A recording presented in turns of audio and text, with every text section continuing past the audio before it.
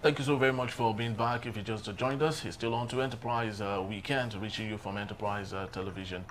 Let's get to our main conversation for today. Former Vice President Atiku Abubakar has criticized President Bola Tinubu over the allegations of assault and abduction against his son, Seyi.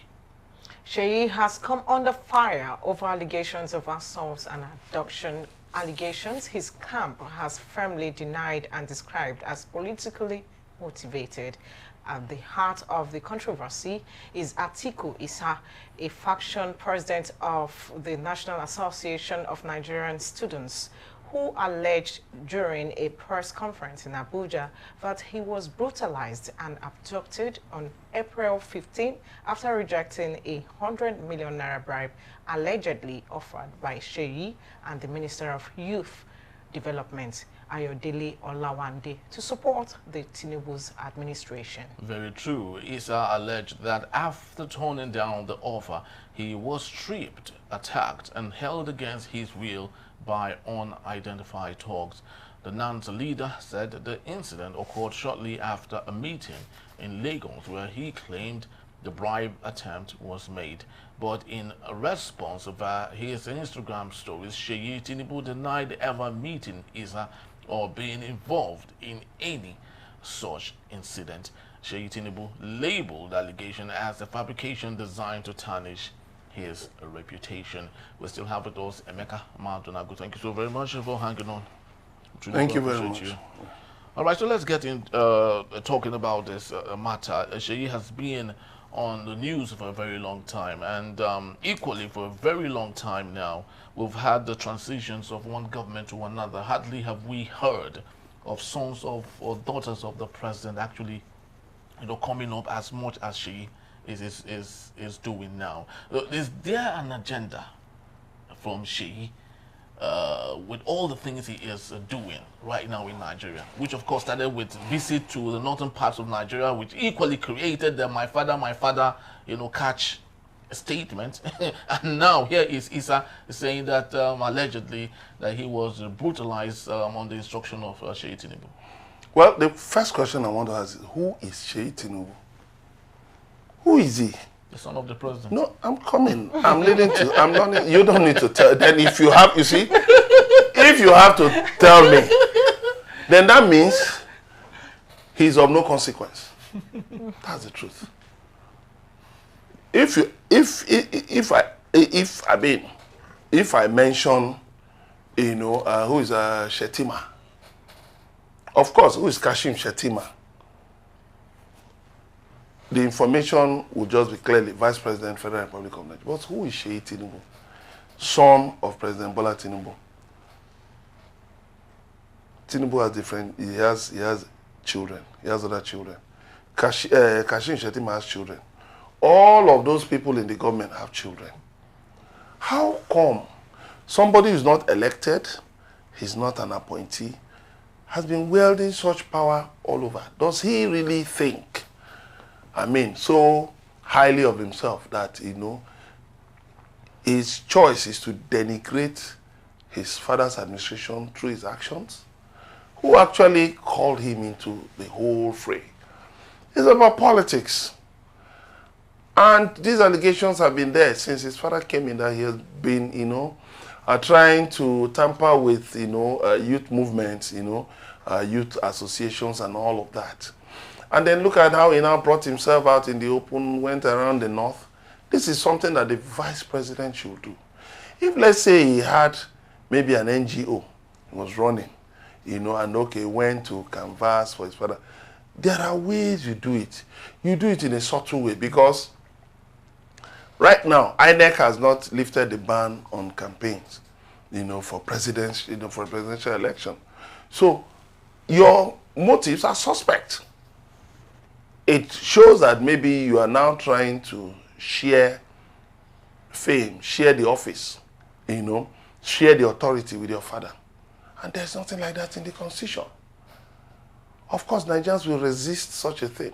The kind of thing you see in some of these banana republics, in some of these banana republics around Africa. You shouldn't see such here in Nigeria. Because Nigeria is the largest economy in Africa. Nigeria is the most populous nation in the black world, globally. And therefore, Nigeria must, define its, must be very careful about the kind of crowd it chooses to mingle with. You cannot be bringing in practices that are decadent, practices that belong to, to the primitive era, and be talking about Nigeria. The thing is that some of our leaders don't actually have a sense of history. They don't have a sense of honor. They don't have shame. So, at the same time, they are trying to, rub shoulders as wannabes, with the leading economists. They are not ashamed to jump into the gutter with nations that should be looking up, and it's shameful. All right, talking about a meeting with NANS, student union, what have you, to try to cajole them or win them over to support the government. About this has really posed a lot of problems that even the students have trust deficit for their own representative. Now, going by the denial by the son of the president that he never explains, another person came up and said that the one representing the president, the students in presidency, that Issa was politically influenced by opposition, of course. Oppositions, the likes of Showore and Erufai and opposition to who? Nasir Erufai. Opposition to who? All of this controversy. To Seyi Tinubu or to Bola Tinubu? One will say that he's trying to campaign for his father. Our campaigns on. The next presidential election. Have their underground. The next presidential election will be in February now, 2027, if Nigeria still exists. If Nigeria still exists. Yeah. What is impossible? Is it impossible for Nigeria to disintegrate? Didn't South Sudan pull out? Anything is possible. Look, you see. Are you hoping that that's the future? No, it's not about what I hope for. But the thing is this. What I'm telling you is that, you see, we do not have the ability or the power to determine what happens in the future. We can only do our best concerning the present and maybe plan for the future. But we don't know how the future is going to turn out. So that's why I'm saying that when you talk about opposition, the opposition only exists to Tinubu now. Who is Seyi Tinubu? That they are politically motivated. In what way? Is he a politician? Is he a member of Tinubu's cabinet? When you say politically motivated against his father, is his father a member of a National Association of Nigerian Students? Is his father a youth? If there's going to be any campaign or any move to get Nigerian students to support his father, that should come from the APC, the father's party, the All Progressives Congress. Because they have a director of youth mobilization. They have officers here and there, from national down to local government and ward levels. They have officers. Those are the ones who should actually be run. Not, those ones are elected party officials. Now, if someone was abducted from April 15 and claims he was beaten and has evidence, I mean, shouldn't there be, why should anyone claim that it never happened? Or why should anyone claim that all of this is, I mean, the whole... This is Nigeria now, where you are in this country. I don't know whether you are abroad when that video, of Adam Soshomole as national chairman of APC came out, where he said, once you cross over to APC, all your sins are forgiven. Some days ago, Soshomole came out to say he never said so. The video evidence is there, or maybe we'll say it's AI. The AI never existed at the time. Okay. So the video evidence, and Soshomole said, so this is Nigeria. People deny even things that they are caught red-handed doing. Now, it is between the two of them. And that is why Alhaji Atiku Abubakar, has come out to advise Tinubu. Rein in your family. It is not a Tinubu family affair. A Tinubu and family affair. This is a nation. This is a country governed by laws. So if your son has engaged in conduct that, leaves a lot to be desired. He needs to be cautioned. Traveling all over the north and all of that, he had no basis for doing it. He had no authority, whether political or constitutional. He had no authority to do that. And they're now coming out, railing against who? They're always coming after my father, your father. Who told him is Tinubu my father? What does he mean by that? So, saying all those things, that means he was now trying to assume the position of a defender of Tinubu. We agree, yes, it is natural to expect that a son will defend the father. But that should be at home. Or if there's any issue, he will do it in a subtle way. But when it has to do with the public, you have to tone down. And I think it's time for people to advise Tinubu to ask his son to tone down. The other time, we heard Tinubu himself saying that his son should never be allowed into the council chambers during Federal Executive Council meetings. Do these people realize that these are things they can actually go to jail for in future? What exactly do you think is his mission, with all of this? I don't, maybe, like they say, he wants to be the next governor of Lagos State. So they've even put him on the committee screening the next set of local government KBSs. The next set of, you hear that I didn't say chairman, the next set of local government KBSs. Local government traditional rulers, not chairman. Because the local government elections are just a coronation, just a coronation. Yeah, very sure. So depending on if your party is APC, everybody wins. If your party, the party in the state is PDP, everybody. So it's a coronation. It's just, coronation of KBSs. So KBSs of local government councils. So I'm also aware that the Pan-Yoruba Socio-Political Group, which of them? Is it the mainstream Afenifere or Afenifere Renewal Group? Because there are two. Which of them?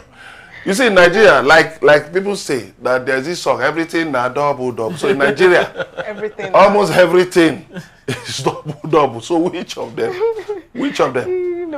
I mean, I am aware that they are also pitching tents with him, with the son of the president, saying that Issa was actually politically motivated. What do you expect them to say now?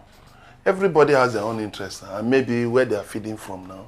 So people will defend their own business interests now. Yes, now. Are they defending him for nothing? I mean, people even defend ridiculous things in this country. Somebody, an attorney general of this federation, Michael Andraka, senior advocate of Nigeria, once said that Yaradua could rule Nigeria even from a hospital bed. Look, if you follow what Nigerian politicians say, you have to check your health too. That doesn't affect it. Because, you see, we live in a country where people have no sense of honor. That there are certain things that I should not be heard saying. There are certain things I should not be seen defending. But people can defend the indefensible. And that is the interesting thing. Tinubu's media spokesman, Bayo Onanuga, came out with a statement that Tinubu was working from France. Have you ever heard that before? Have you ever heard that before?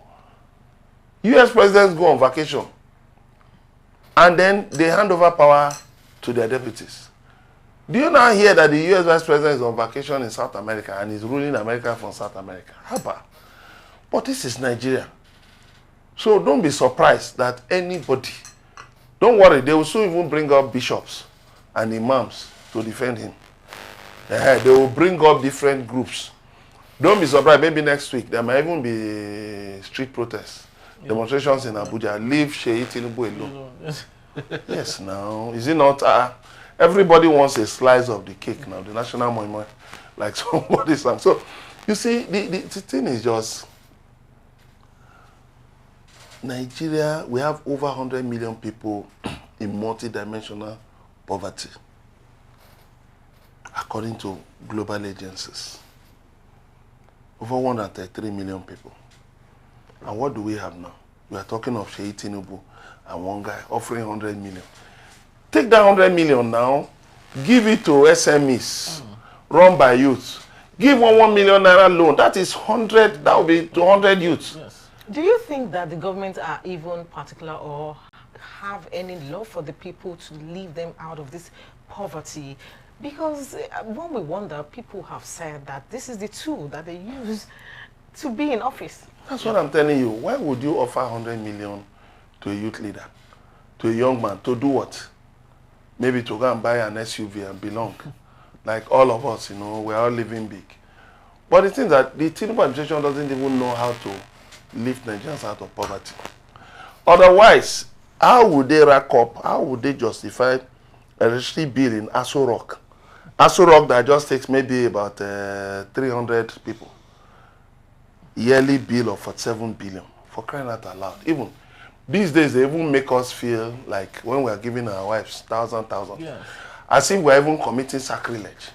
Because billion is the order of Because the day. yeah, billion is the order of the day. I mean, for 7 billion naira, what are they producing there? It's not a Dangote refinery now. It's not Dunlop or Michelin. What are they producing there that they are running a bill of 47 billion? Then, in order to solve the problem, they now jump to solar of 10 billion. For crying out loud, you see, the problem we have is, you know, a leadership that is disconnected from reality. So what they are telling you now is that if you know you cannot pay for band A or band B or band less, go for solar. People who are unable to take care of, you know, themselves beyond $1 a day. You know, one of Tinubu's advisors said that with $1, we went on $1, you can get a decent meal in Lekki. So after eating, maybe you will sleep on the bench now, or your children, you won't go to school. You won't take care of other, you know. So that tells you how the low level of thinking in this government is really disgusting and it's shameful. What is Seyi Tinubu's business? He's claiming that he has not met the Isa of a fellow. Well, we can give him the benefit of the doubt. But the other thing we cannot excuse is what he has been going around doing in the north. His sister has a national flag in her office.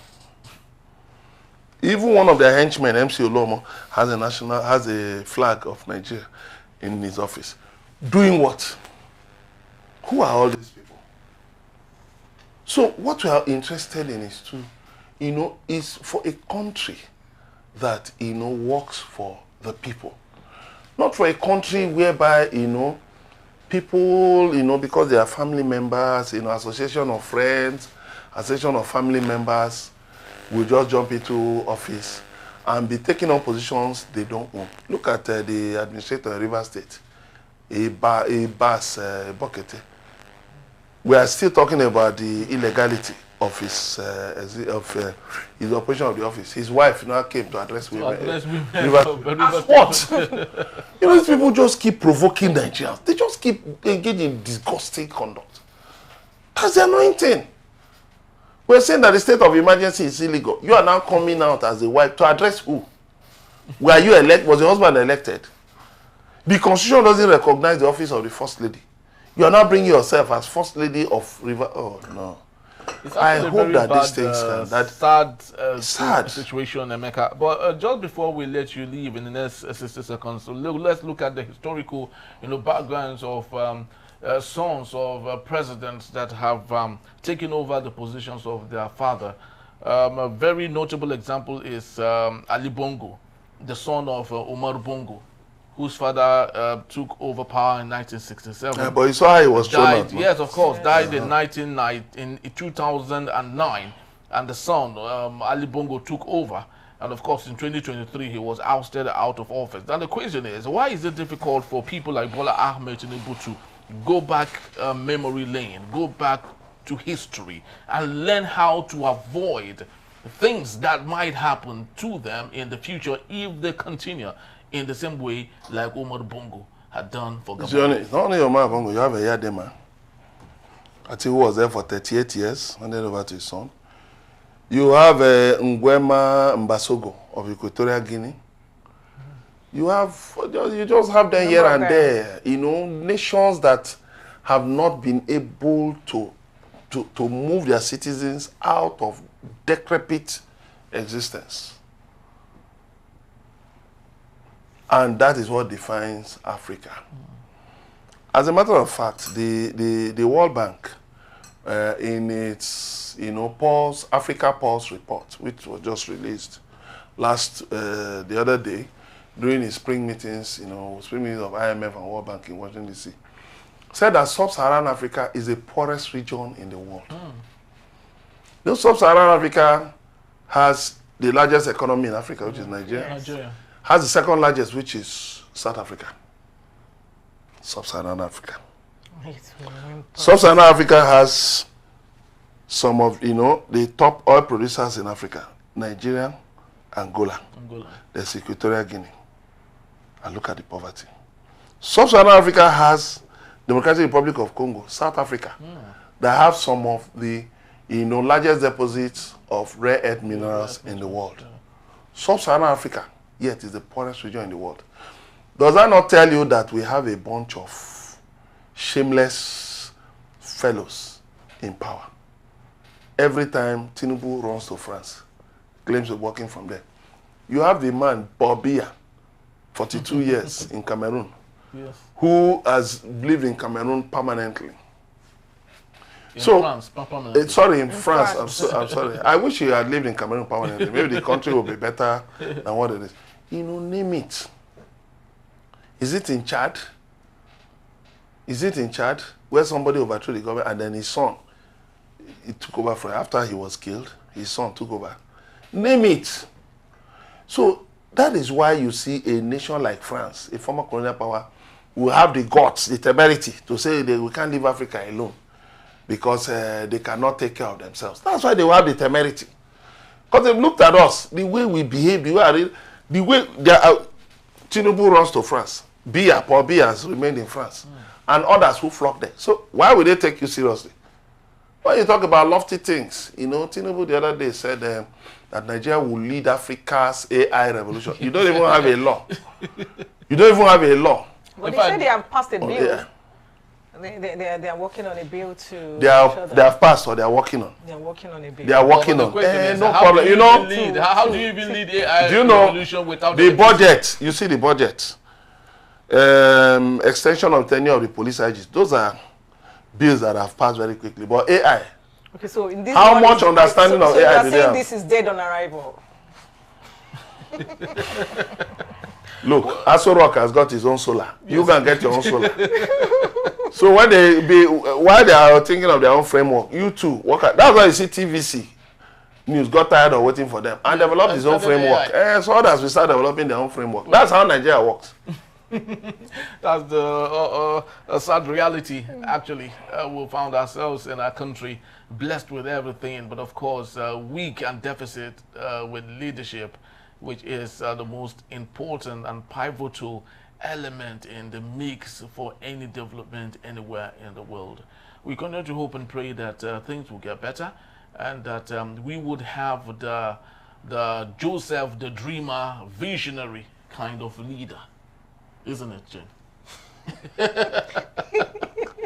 Harry, you see that I am short of words. Well, it is the weekend, and we'll continue to hope and pray, that things will get better. All right, people, that's just about the time we have. Thank you so very much, Emeka, for being here. Thank you very much. Appreciate you. And we'll have to go. Please do well to visit us if you may. You can always find us at enterprisetvnews.com. You may equally like, comment, and follow us on all our social media platforms at Enterprise TV7. Now, I am Henry Igwe. And I am Jane. I know. Enjoy your weekend. Thank you very much and have yourself a splendid time. Bye-bye.